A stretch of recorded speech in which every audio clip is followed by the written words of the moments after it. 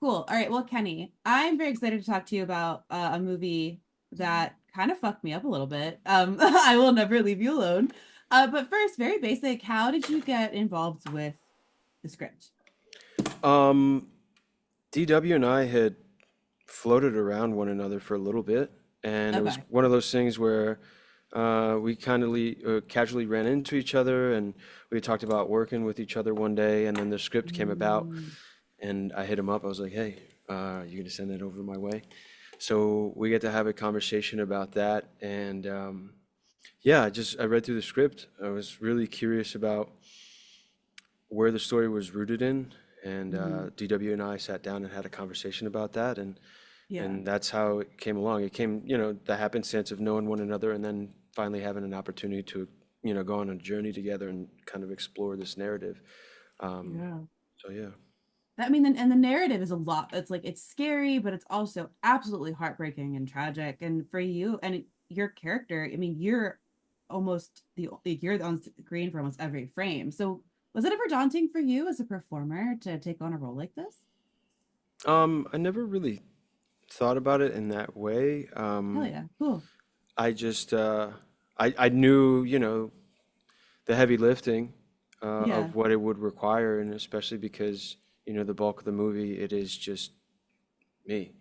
yeah, Um, so just to kind of think about everything with specificity and like in greater detail to be ready for that on the day was kind of the thing that I was always thinking about. yeah. And so your character in the present doesn't speak. He has vocal cord paralysis, but then we have flashbacks where we see what's happened and you do speak. Was it in terms of shooting, was it kind of going back and forth about when you shot scenes we have a dialogue versus not? Was it all come together for you? How did that go in terms of the filming schedule? As far as the filming schedule, trying to remember specifically. I mean, we shot all of the heavy Yeah. aspects of the film first. Oh, Um, really? Oh, yeah, interesting. Okay. yeah, yeah. Um, What a way to start the movie, huh? yeah, that wasn't originally what had been scheduled, and I think a location change or something became available Mhm. that they needed to move it. Oh, So that's how okay. it happened. And when it happened, I looked at DW. I was like, Jesus, man, really? Kind of just the thought of maybe being able to build up to it. Um, Yeah. but yeah, that was the first day. And then, a lot of the The flashback first aspect. day? Yeah, yeah, yeah. Wow. Yeah, Oh yeah. my goodness. Yeah. That is, So there were, even some of the things that are traumatic in nature, the conversation surrounding trauma that happens between myself and one of the other characters in the film. yeah. Um, you know, even that, as traumatic as hearing those stories are, it's still it's way lighter than the most traumatic part of the shooting of this. So yeah, Yeah.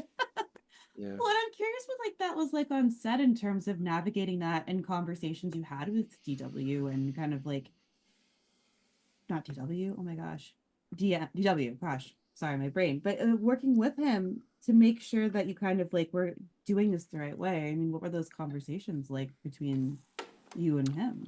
Yeah, we had ample amount of time to rehearse, really. Yeah. I think that was the beautiful part about how this all came together was that we did have the time. So him, Oh, myself, that is and nice. Katerina got to have conversations surrounding, what did all this look Yeah. like and felt like, and keeping it grounded, and then just the expectations on the day and being able to have that dialogue about, you know, how we were going to go about exploring Yeah. this, and then the sensitivity of like how riled up everyone is in these scenes, um, so that everyone knew when the heaviest parts of filming were going to happen. People were made aware, like, hey, we're locked in.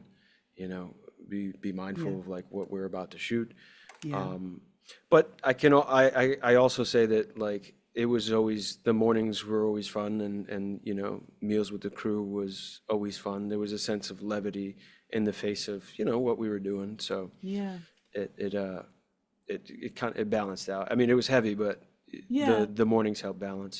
So Yeah. Well, that, I mean, I feel like I hear that with so many horror movies. Like, the heavier they are in topic, the more fun the sets are, because everyone's like in a good mood, and there's something about those things that are really interesting in terms of the duality of a horror film set. yeah, yeah, it is heavy. When it's heavy, it's really heavy. But to have a good sense of humor at the same time, we're able to all be together and attempt to tell a Yeah. story all together, and that in and of itself is, worth the joy of, like, we're here and we're in the process and we're doing the thing. Yeah.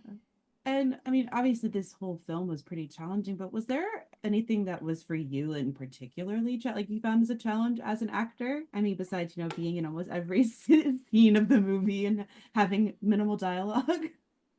Um, I mean, really, it was really the weight of it all. It was Yeah. keeping the relationship of my character and Katerina's character.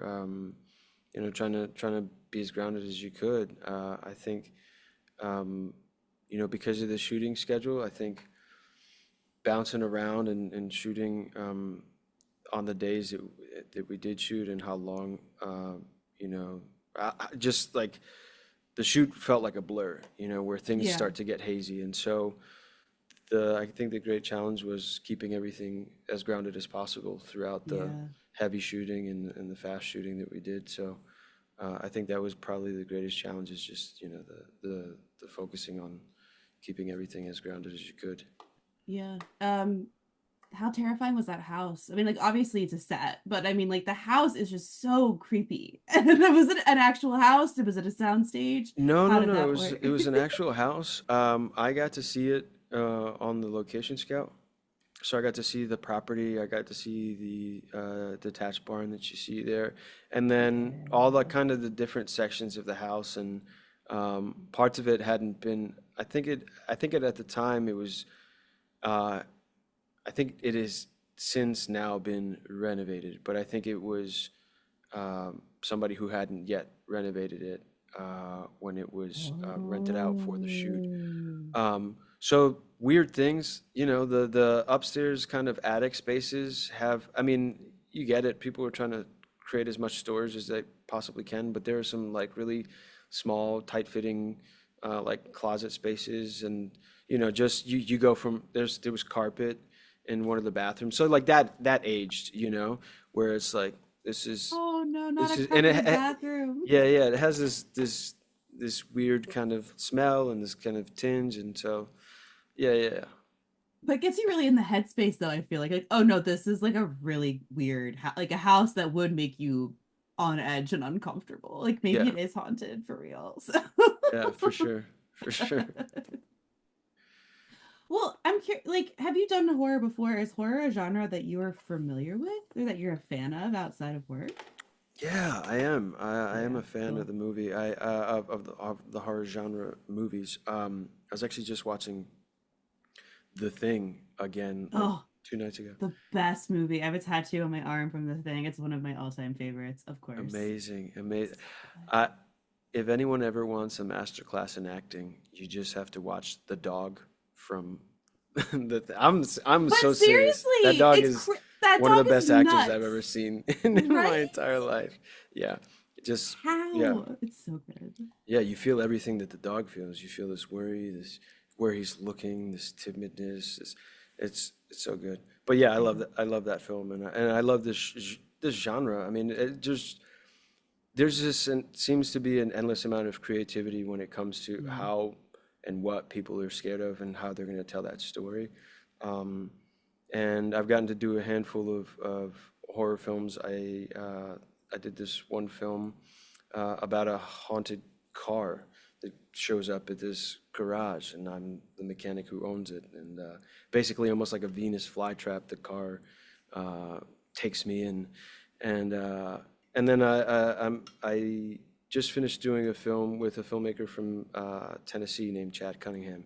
It's a film called Catacombs. It's currently making Mhm. the rounds on the festival circuit. It's horror, sci-fi. It takes place in a prison. I play a corrections officer in that film. So Ooh. yeah, it's a genre that's shown me some love, and I appreciate it. Yeah. Yeah. Well, it's been so nice to chat with you, Kenny, and get to chat a little bit about this movie that, and I love the director. His first film, Pollen, I was a huge fan of, and just to see him get even grosser and more wild with this film is really cool, and you're incredible at it. So I appreciate you taking the Thank you so time. much. I really appreciate Absolutely. it. Thank you. Absolutely.